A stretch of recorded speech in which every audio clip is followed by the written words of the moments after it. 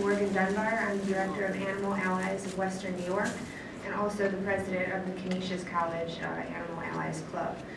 Okay, so today we're going to just do pretty much a brief rundown. The first portion of today's presentation is going to be about an hour, it might be less, but that's going to be specifically geared towards vivisection, current campaigns, the need for, and we're going to start with what's going on right here at Canisius College. Some of you may be familiar with an event that transpired on September 9th. It was over at the Montante Cultural Center, which is a beautiful building. And basically, one of the professors here at the college had decided to hold a symposium about primate vivisection. And hearing that, I thought it was absolutely amazing. I was so excited that we would have people, as a symposium is, people from differing perspectives coming together and speaking about these things and just kind of having a debate of sorts. So that's what a symposium is, that's the definition. But I quickly realized that that was not the intention for this particular event, and that what this actually was, in my mind, a way of indoctrinating the students here. There is a brand new, revolutionary, in my opinion, program here. It's the Animal Behavior, Ecology, and Conservation program. There's also a brand new master's program in anthrozoology, and there is pretty much nothing else like it in the country. So we've got students coming from across the country to come here, people that love animals and want to learn how to help them or want to learn more about behavior in general. Now, as a part of this program, students were required to attend this symposium on September 9th. Unfortunately, the only speaker that was asked to participate was Dr. James Ha, who is the head of the primate breeding program at the National Primate Research Center in Washington. He is also a primate researcher. So I had contacted Dr. Noonan, who is the head of the ABEC, the Animal Behavior Program here, a month in advance on August 9th, and asked him to please provide at least one other person to give the opposing perspective for this symposium. My emails were basically ignored, but he did make sure to say, you know, we want you to be there. We want you to be there to present the other perspective. Well, I'm an undergraduate. I do feel passionately about animal vivisection, and I do, think I know some things, but I'm definitely not on the level of a man that's been working in the field for 30 years. So I did my best, and I partook in the question and answer session. I asked one question. That question was avoided and scooted around, and I persisted in having my question answered. At that point, I was apprehended by the college police.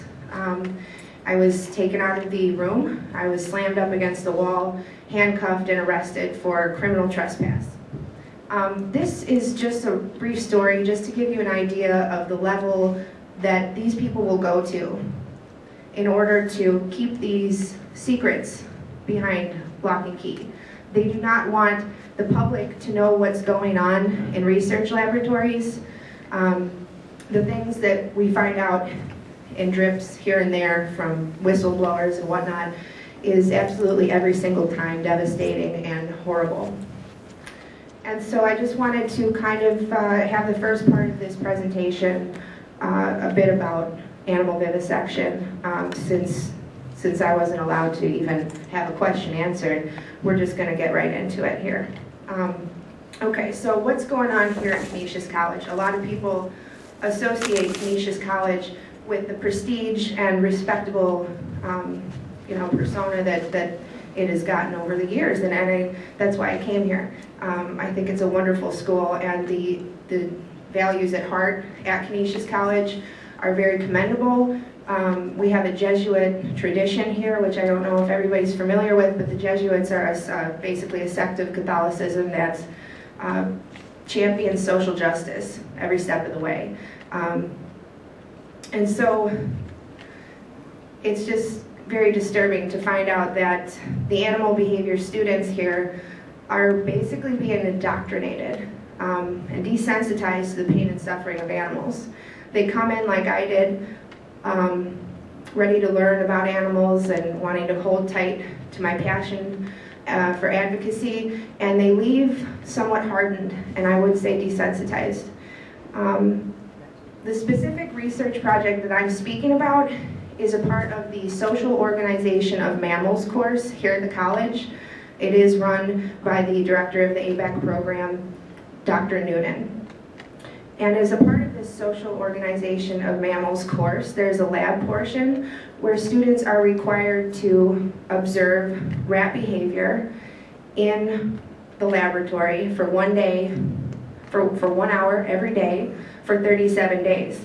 And basically, I unfortunately was not able to get this together in time for today, but basically the place that these animals are observed in is a custom-made stainless steel cage where 8 females and 8 males, all intact, none have been altered, are put into this contraption.